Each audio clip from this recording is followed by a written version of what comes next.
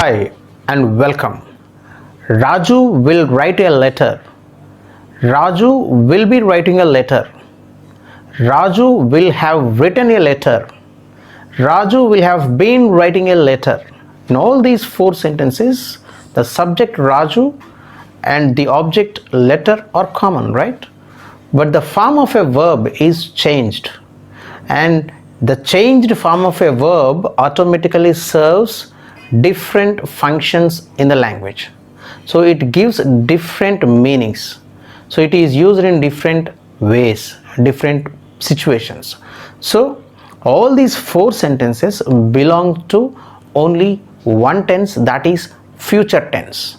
So in this video we are going to talk about future tense and how this particular future tense is used to talk about some actions in the future. Shall we start? But before we start, if you haven't subscribed my channel, I'd be really very happy if you please click on the subscription bell like button and do share the video so that I will come up with many this kind of videos in the future. And if you're ready, let's start.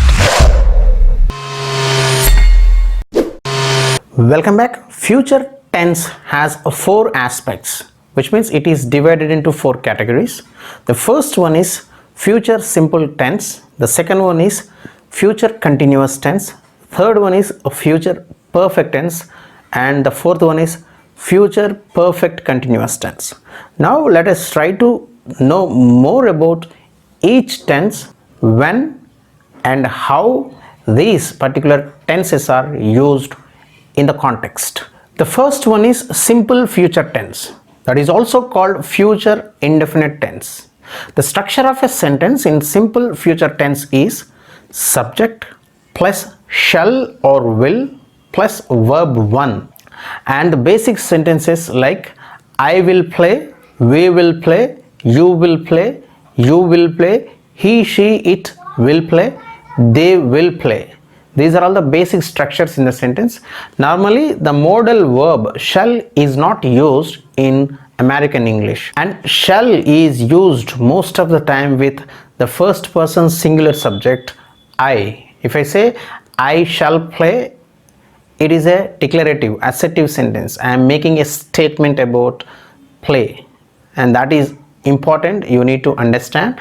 And when this particular tense, simple future tense, is used, this simple future tense is used to talk about all the future actions, whatever are going to happen tomorrow in the future. We are going to use simple future tense, and there are some keywords like tomorrow, next week, next month, in 2025. These are all the keywords that we can use in simple future tense. If you see them in examples, I will buy a car tomorrow. Yesterday I did not buy, today I didn't buy, but tomorrow, so I will buy a car tomorrow. So it is in simple future tense. In a similar manner, we will give you party next week, not this week, next week, will give you next week. In a similar way, they will know their results in 2021, not this year, next year they will know. It's a simple future tense. In a similar manner, she will come tomorrow, not today, will come tomorrow. So this is how we use simple future tense to talk about the future actions in a simple manner, and the structure is subject plus will or shall plus verb 1. The second one is future continuous tense. It is also called future progressive tense. The structure of a sentence in future continuous tense is subject plus shall or will plus be plus verb 1 plus ing form.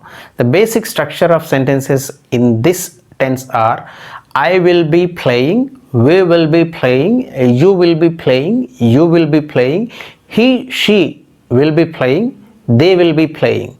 These are all the basic structures in this tense, and this particular tense is used to talk about all ongoing actions in the future, which means actions that will be taking place at a particular time in the future, not now, not in the past, at a particular time in the future.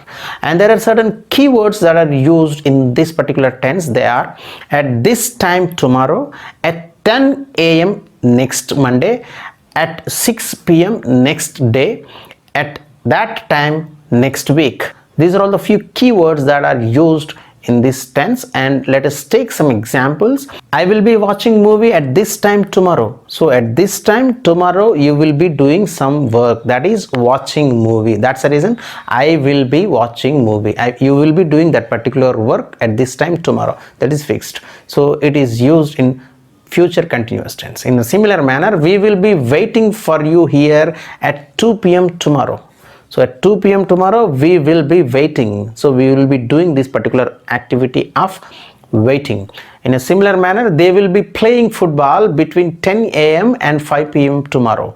So from 10 a.m. and 5 p.m. they will be playing football tomorrow. They will be playing. In a similar manner, she will be going home at 6 p.m. tomorrow. At 6 p.m. tomorrow she will be going home. So when you come tomorrow, she will be going. You can see that activity of going. And the next sentence, he will be at home at that time next Friday. So at that particular time he will be at home. So future continuous tense is used for all ongoing actions at a particular time in the future. And the structure of a sentence of future continuous tense is subject plus shall or will plus be plus verb 1 plus ing form. The third one is future perfect tense. The structure of a sentence in future perfect tense is subject plus shall or will plus have plus verb 3, that is past participle of the verb. And the basic structures are I will have played, we will have played, you will have played, you will have played, he, she will have played, they will have played. So this particular tense, a future perfect tense, is used to talk about an action that will take place before a certain time in the future. So an action that will take place before a certain time in the future. For such kind of situations we use future perfect tense, and there are certain key words that are used here: by next Monday, by next July, by this time tomorrow morning, by 5 p.m. next week, by 2022. So these are all the key terms or key words that are used. And if you take them in the examples, I will have joined the college by next Monday. So you are talking this Monday that you will have completed this particular work of joining the college next Monday. That's the reason you are saying I will have joined the college by next Monday. So you will have completed that particular task by next Monday. In the next sentence, so we will have kept it ready by next July. So by next July, the entire thing will be kept ready. So completed. So in a similar manner, she will have completed her exams by 5 p.m. next Sunday. So by next Sunday, by 5 p.m. she will have completed. The entire task will have completed. In a similar manner, they will have eaten lunch by 12 p.m. tomorrow. So they will have completed that particular time activity, eating lunch, by 12 p.m. tomorrow. In a similar manner, he will have joined the job by 2022. So by 2022, he will have joined. He would complete that particular work of joining the job. So future perfect tense talks about an action that will take place before a certain point of time in the future. And the structure in this future perfect tense is subject plus shall or will plus have plus verb 3, that is past participle form of a verb. The fourth one is future perfect continuous tense. The structure in this particular tense is subject plus shall or will plus have plus been plus verb 1 plus ing form. So this is a structure, and the basic sentences in this tense are I will have been playing, we will have been playing, you will have been playing, you will have been playing, he, she will have been playing, they will have been playing.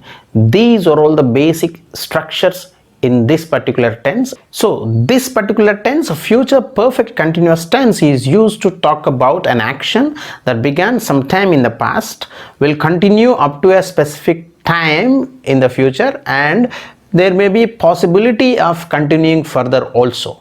For such kind of situations we use future perfect continuous tense, and there are certain keywords in this tense. They are: for 5 years by tomorrow, for 6 months by next Monday, for a decade by next month, for 3 weeks by next day, for 3 weeks by the day after tomorrow. These are all the keywords that are used in future perfect continuous tense. And if we take them in sentences, I will have been living here for 20 years by tomorrow. So I have started this activity of living here 20 years ago, and today also living, and by tomorrow I will have completed. I didn't complete today, but tomorrow I will have completed. So that is how, not today, tomorrow I will have completed 20 years living here. So when this situation is there, we have to say I will have been living here for 20 years by tomorrow. In a similar manner, we will have been running school for 100 years by 2023. So by 2023, we will have been completing running this school for 100 years, not this year. So in a similar manner, you will have been waiting for your father for 5 days by next Sunday. You have been waiting for your father, and you will have been completed 5 days by next Sunday of waiting. In a similar manner, she will have been suffering from cancer for 2 years by next month. So by next month, she will have been completing her 2 months of suffering from cancer. So when an action began at some time in the past, will continue up to a specific time in the future, and there may be possibility of continuing further also. When this is a case, the future perfect continuous tense is used, and the structure of a future perfect continuous tense is subject plus shall or will plus have plus been plus verb 1 plus ing form. So I hope now you are clear whatever I have said in the beginning. So when I say Raju will write a letter, which means tomorrow he will write a letter, not today. Or else if I say Raju will be writing a letter by this time tomorrow, so by this time he will be doing that particular work of writing.